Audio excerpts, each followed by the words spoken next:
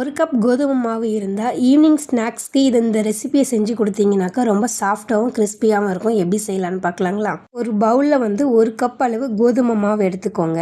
கோதுமை மாவை நல்லா சலிச்சு எடுத்துக்கோங்க. அப்போ தான் ஏதாவது கல்லுக்கல்லாக இருந்தாலும் நம்ம அதை உடச்சி விட்டுடலாம். ஜாரில் 1/4 கப் அளவு ரவை சேர்த்துக்கோங்க. 1 கப் கோதுமை மாவுக்கு 1/4 கப் அளவு ரவை எடுத்துருக்கோம். 2 ஏலக்காவும் இது கூட சேர்த்து அரைச்சிக்கலாம். ஏலக்காவை முழுசாக தான் போட்டு அரைக்கணும்னு இல்லைங்க, தூளாக இருந்தால் கூட சேர்த்து அரைச்சிக்கலாம். இப்போ எடுத்து நம்ம கோதுமை மாவோட மிக்ஸ் பண்ணிக்கலாம். மாவு கூட ட்ரை கோகனட் தூள் தாங்க மிக்ஸ் பண்ணணும். இப்போ நம்ம அது வீட்டிலே ரெடி பண்ணிக்கலாம். 3லேருந்து 4 துண்டு தேங்காய் துருவலை மிக்சியில் போட்டு அரைச்சி எடுத்துக்கலாங்க. இதை நம்ம நல்லா வறுத்து எடுத்துக்க போகிறோங்க. தண்ணி எதுவும் சேர்க்காத பாத்திரமாக வச்சு நீங்கள் நல்லா வறுத்து எடுத்துக்கோங்க. 2லேருந்து 3 நிமிஷம் வரைக்கும் நல்லா வறுத்தீங்கனாக்கா நல்லா மொறுன்னு வர மாதிரி நல்லா ஃப்ரை பண்ணி எடுத்துக்கோங்க. அப்போ தான் அந்த ரெசிபி செய்கிறதுக்கு நமக்கு கரெக்டான கன்சிஸ்டன்சியில் வரும். ஒரு 3 நிமிஷம் அப்படியே ஆற வச்சுக்கலாம். 3 நிமிஷத்துக்கு அப்புறம் நம்ம எடுத்து வச்சிருக்க தேங்காய் துருவலை கோதுமை மாவோட கொஞ்சம் கொஞ்சமாக சேர்த்துக்கோங்க. தேங்காய் துருவலை சேர்த்ததுக்கப்புறம் ஒரு பிஞ்ச் அளவு உப்பு சேர்த்துக்கலாங்க. உப்பு சேர்த்துட்டு நல்லா மிக்ஸ் பண்ணி விட்டுடுங்க. அந்த மாவோட தேங்காய் துருவல் ரவை எல்லாமே பார்த்தீங்கன்னா சமமான அளவில் மிக்ஸ் பண்ணி விடுங்க. அப்போ தான் எல்லா பக்கமும் ஈவனாக நமக்கு இருக்குங்க.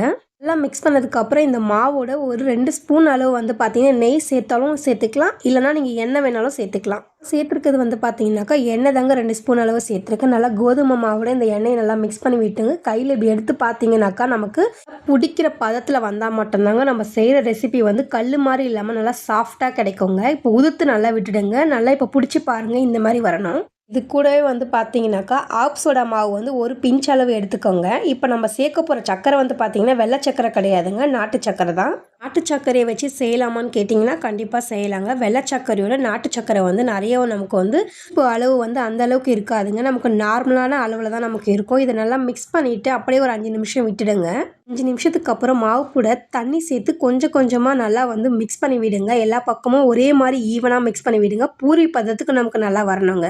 இந்த அளவுக்கு அழுத்தம் கொடுத்து நல்லா மிக்ஸ் பண்ணி விடுறீங்களா, அந்த அளவுக்கு நமக்கு மாவு சாஃப்டாக வருங்க. இதை நம்ம ஒரு அரை மணி நேரம் அப்படியே நம்ம வச்சிடலாங்க. இப்போ எடுத்து பார்க்கும்போது நல்லா இந்த மாதிரி ப்ரெஸ் பண்ணிங்கன்னாக்கா நல்லா சாஃப்டாக வரணுங்க. இப்போ ஒரு பால் மாதிரி எடுத்துக்கோங்க, நல்லா உருண்டை பண்ணிக்கலாங்க.